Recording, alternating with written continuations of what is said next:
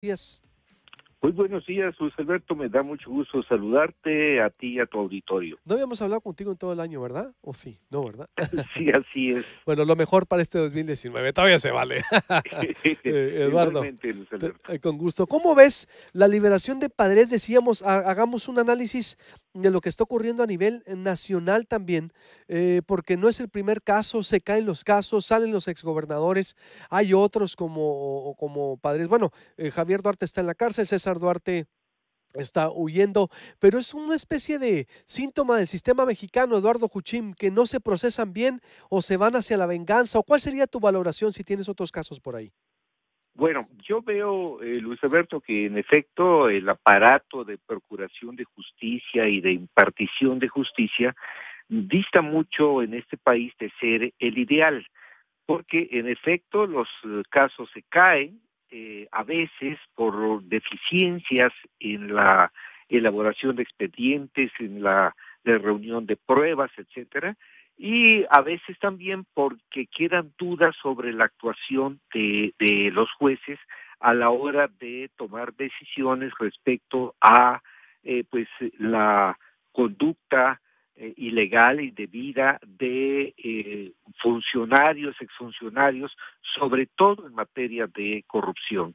Y yo creo que en este marco es correcta la posición del gobierno de Andrés Manuel López Obrador, en el sentido de que, por supuesto, hay que respetar las sentencias del Poder Judicial, es necesario que así sea en un Estado de derecho, pero también, desde luego, los gobiernos están obligados a hacer todo lo que esté en su mano porque quienes han cometido ilícitos pues reciban la sanción que corresponda.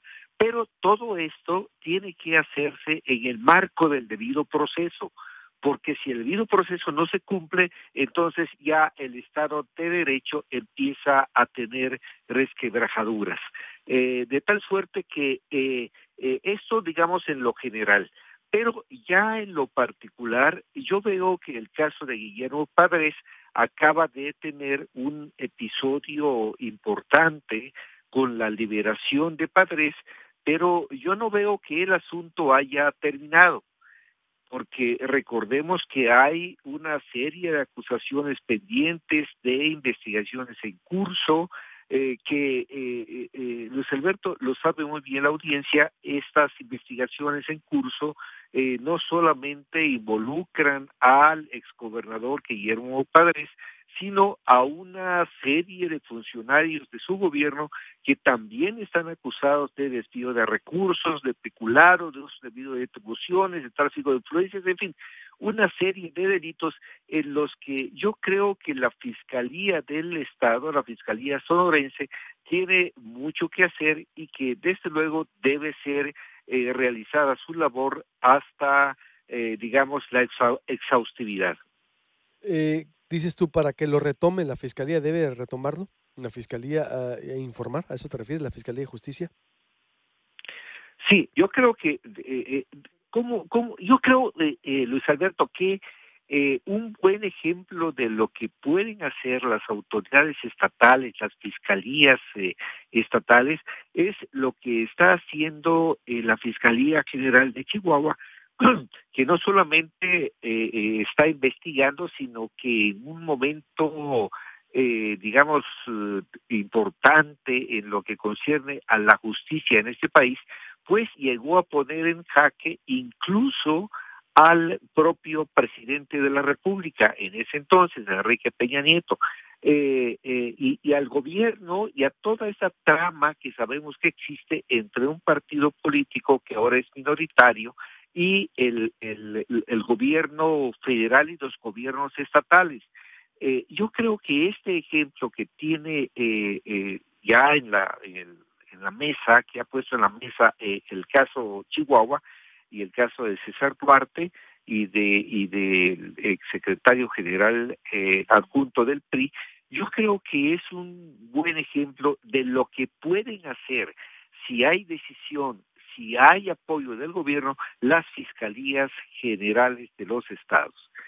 Por ahí en la Fiscalía de Sonora tiene trabajo que hacer. Entiendo que lo está haciendo, es importante que lleve sus investigaciones y sus casos a buen puerto para que estos casos de corrupción pues no queden ya más impunes en este país. Hacerle, Eduardo, después de, híjole, ya van 3 años y medio de la persecución contra padres de este gobierno, no se ha podido acreditar prácticamente o muy poco, Eduardo, es decir, nadie está exculpando a nadie, pero vamos a decir lo que la política pública de rendición de cuentas era esa, vaya, perseguir los delitos del pasado, como lo demandaban los sonorenses, pero a estas alturas, tu recomendación, ¿qué sería para no fallar? Porque para mí también es correcta la posición de Andrés Manuel López Obrador de no fabricar delitos. Yo creo que nadie, por más, nadie se merece que le fabriquen nada. Es decir, ni que le inventen nada para perseguir un delito. Yo creo que eso, como dijo López Obrador, era un síntoma del viejo régimen, no lo vamos a hacer, respeta a los jueces, que ahorita ya me iría con lo de la corte. Pero, ¿cómo pues no fallar en el intento, Eduardo, después de todo lo que hemos visto? Acabamos de exponer, ahí está en proyectopuente.com.mx el caso de el exsecretario de Comunicación Social de Padres, que precisamente se vio enfrentado a la antítesis, a lo que no se debe de hacer en la persecución de los delitos, Eduardo. Por supuesto que esta persecución no debe darse, sobre todo cuando es por motivos políticos, pero no solo. Por eso decía yo que el debido proceso debe respetarse, porque de otro modo se tergiversa todo, se vician los procesos, y también es cierto que hay una disposición constitucional sobre la presunción de inocencia que también debe estar presente. Pero desde luego lo uno no quita lo otro. Digamos, el rigor en la investigación justamente involucra el respeto al debido proceso para que los casos no se caigan cuando llegan a los jueces, porque resulta, Luis Alberto, que luego los jueces, que en los que también hay casos de corrupción, no se puede negar, pero también es cierto que muchas veces cuando llegan los casos a sus escritorios y ellos analizan las pruebas y el debido proceso y demás, pues se encuentran con que no hay o no hay suficientes pruebas o el debido proceso se ha violado. En esos casos los jueces deben actuar conforme a la ley y deben a veces tomar decisiones impopulares. Pero luego, Luis Alberto, resulta que esta fragilidad en los casos que la Procuración de Justicia lleva a la justicia, al escritorio de los jueces, a la jurisdicción del Poder Judicial, pues resulta que no son casos sólidos. Y uno a veces se pregunta si no son sólidos por deficiencia, por ineptitud de las policías y de las procuradurías de justicia, o se trata de actos deliberados para entrar en este esquema de simulación tan frecuente en este país, por lo menos en un pasado reciente. Entonces, en este marco creo que es exigible que los investigadores pues hagan su trabajo, lo hagan con respeto al debido proceso, con eficiencia, con exhaustividad, para que los jueces tengan casos sólidos cuando lo sean. Pero cuando no lo son, Luis Alberto, desde luego que no se debe incurrir en la persecución política de nadie. Lo que hay que perseguir son delitos y a quienes cometen delitos, pero no a quienes están en la mira de ciertos gobiernos o de ciertos investigadores por otras razones que no son los estrictamente delictivas.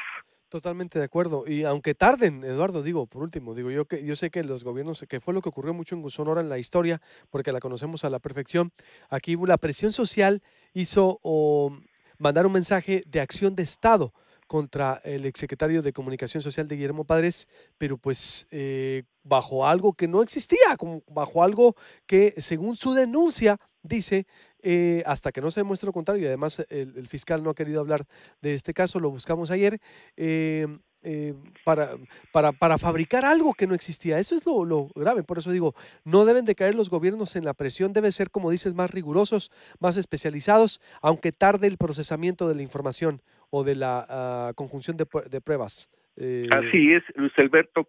Y luego hay un aspecto que se me viene a la memoria y que yo creo que debe tenerse presente a la hora de tomar decisiones en distintos estratos del poder, del Estado mexicano, que es no solo debiera acabar los casos, no debieran acabar solamente en la detención y en la consignación y en la sentencia y en el encarcelamiento de los responsables de casos de corrupción.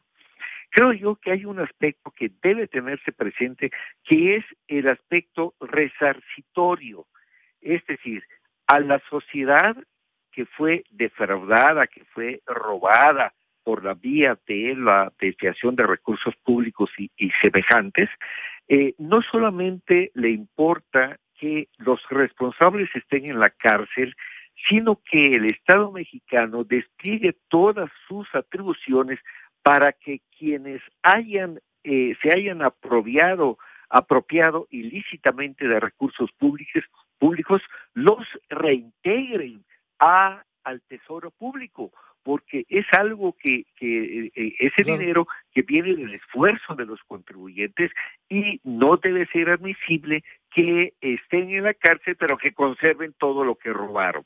Yo creo que ese efecto resarcitorio debe estar presente en el esquema de la persecución de esos delitos.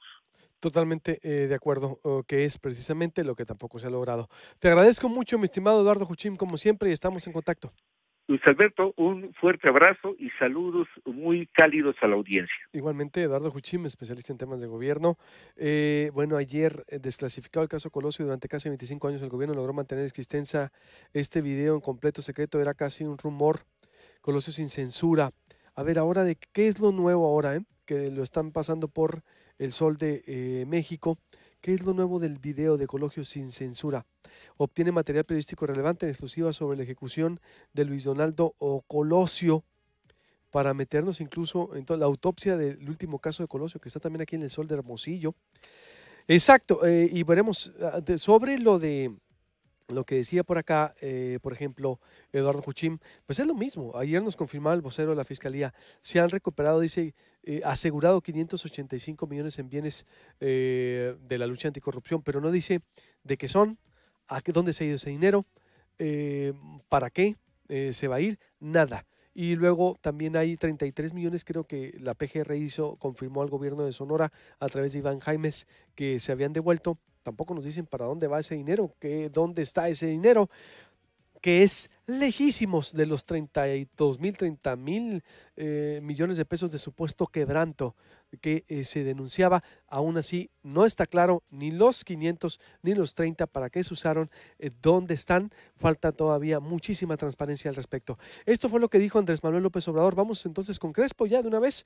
Esto dijo Andrés Manuel López Obrador, el presidente, sobre el caso Padres, que le está dando la vuelta también en todos los medios.